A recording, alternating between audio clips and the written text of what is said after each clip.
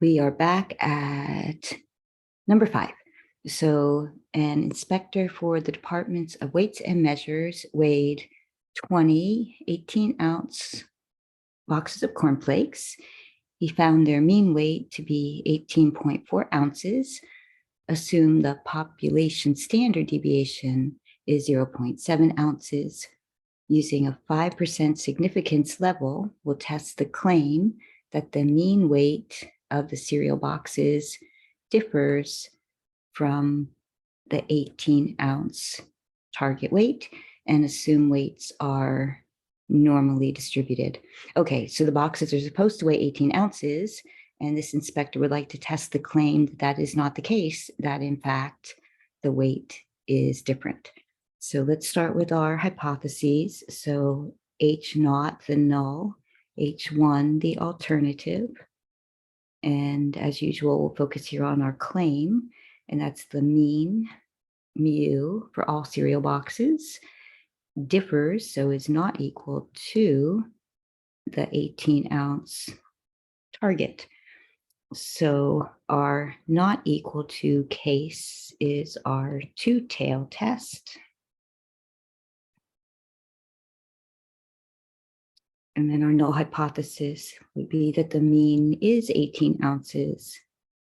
So as always, we assume that the null is true, and then we gather evidence to see if it would suggest otherwise. So on my graph, I'm going to go ahead and put in my 18-ounce mu naught value. And then let me continue to write the given. So mu naught is 18. And then they took a sample of 20 boxes of cornflakes. The mean, the sample mean for those 20 boxes was 18.4.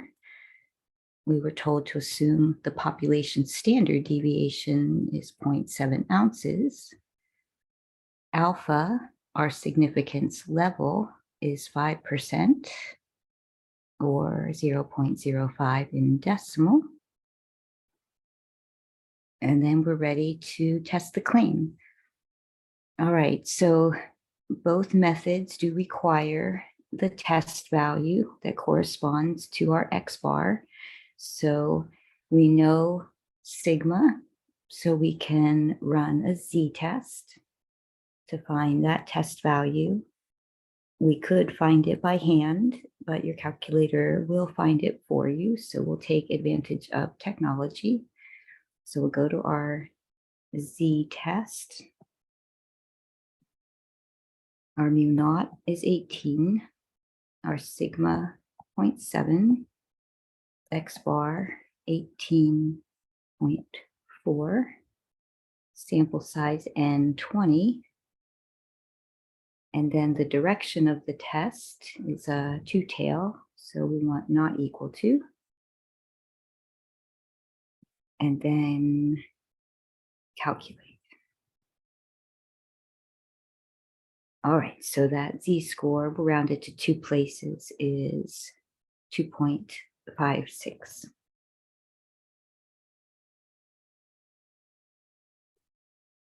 Okay, so let's talk about traditional method first. So in the traditional method, we find our critical values. So in this case, because it's a two-tail test, so we have our alpha, which is 0.05. And for a two-tail test, half of alpha will be on each side. So if we divide that by 2, that will be 0.025. So we're going to find the z-scores that place that area in the left tail and the right tail. So the critical values then, those z-scores, so it'll be plus or minus, and then we'll inverse norm. And we can inverse norm the alpha over 2.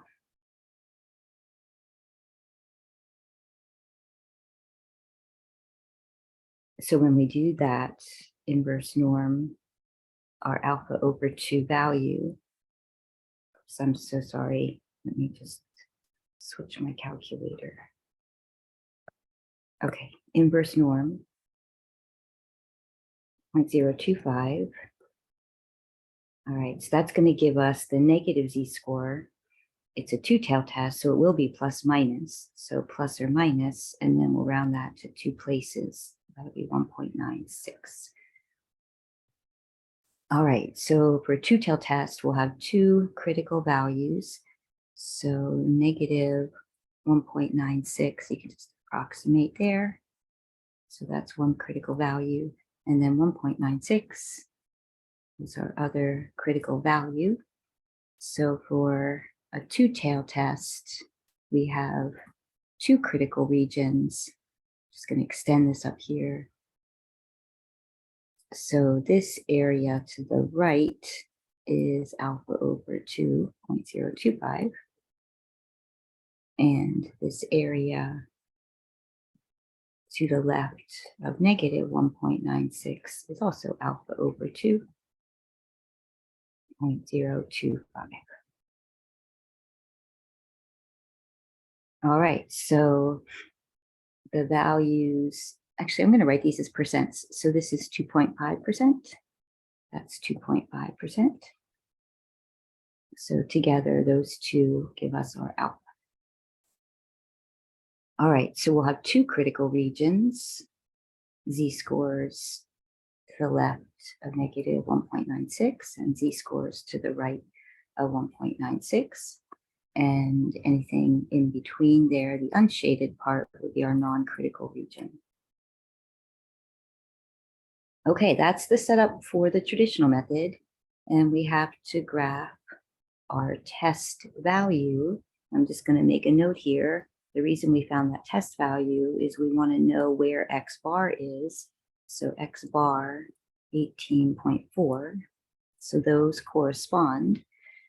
So 2.56 on this graph is going to be out here. So there's my test value.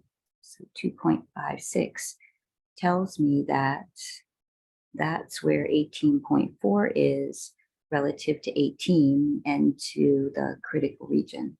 So I can see here then that my test value does fall in my shaded critical region. And so my test value falls in our critical region. And that means that it is significantly different from 18. So we call those findings significant, which means that we are going to reject the null hypothesis. All right, so 18.4 is so far from 18 that we're going to conclude that the mean actually, we don't think the mean is 18. We think this whole graph is in the wrong spot, that the whole graph should have been shifted in some way. Now, I know that the test value came out to be positive, but we don't reach a conclusion about whether we think that the mean is greater or less than 18, because we're always basing our conclusions on our original claim. So we'll state that conclusion here in a moment, but we are going to reject H naught. So I am going to point here, again, just reminding you that anytime you reject H naught, that always means you'll be supporting your claim. And we'll write that sentence in a moment, but first we're going to go ahead and do that same problem, but using the p-value method. So the p-value method's a little easier. All we do is graph our test value. So here's our 18. Our test value was 2.56. So that again told me that 18.4 would be there on the X bar axis. So those correspond. And then the p-value is that little area past the test value. So I can see here that that area is smaller than this area, that 2.5%. But actually, when we have a two-tailed test, we don't actually look only at that area because it's not the entire p-value. It's just half of the p-value. So just like 2.5% was half of the 5%, this will be half of whatever our p-value area is. So we don't even necessarily care what the p-value over 2 is numerically. We're just trying to get our picture correct here. So half the p-value will be on the right. And then on the opposite side, so if that was 2.56, it's negative partner. So it's not another test value. I just call it the partner. So it's the negative of the test value. So I just call it its partner over here, not an official name, not another test value. There's always one test value. But the reason we're putting this partner in is because the other half of your p-value is going to be on the other side of your graph. So this area will be our p-value, but just half of it. So alpha over 2 on each side in the critical method, I'm sorry, in the traditional method. And then down here, half of your p-value would be on each side. But we're doing a visual again to compare sizes. So if you look at the two areas here together, they're definitely smaller than our two shaded areas above. So I can see that together, these make my p-value. That will be smaller than together. These two areas make my alpha. So without even writing down the p-value, I can visually see that my p-value area is smaller than my alpha area. And technically we say less than or equal to, but it is smaller. So let's go back to our test, and I'll actually record that p-value so that we'll have that numerically. So when I go back to my test,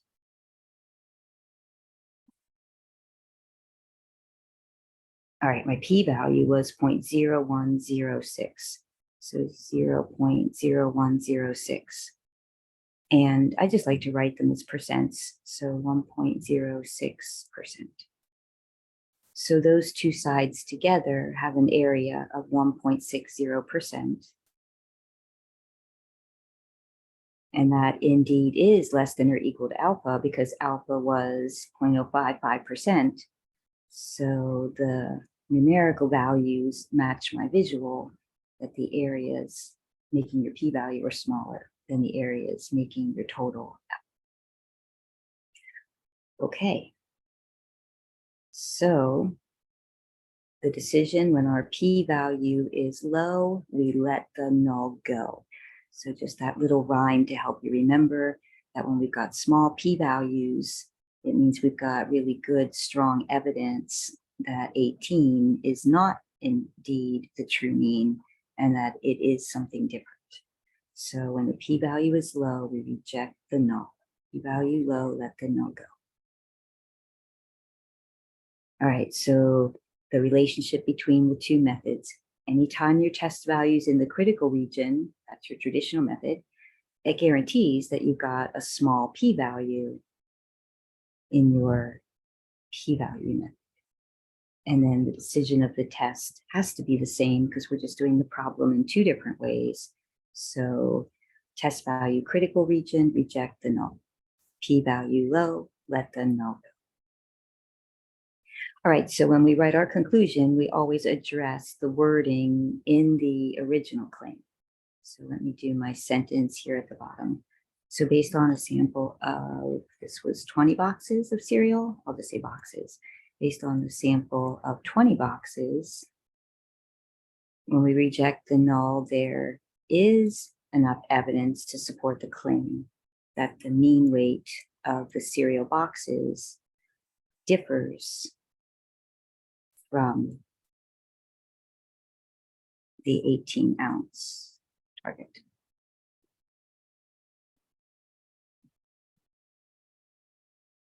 Okay. And so there's your example of a two-tail test.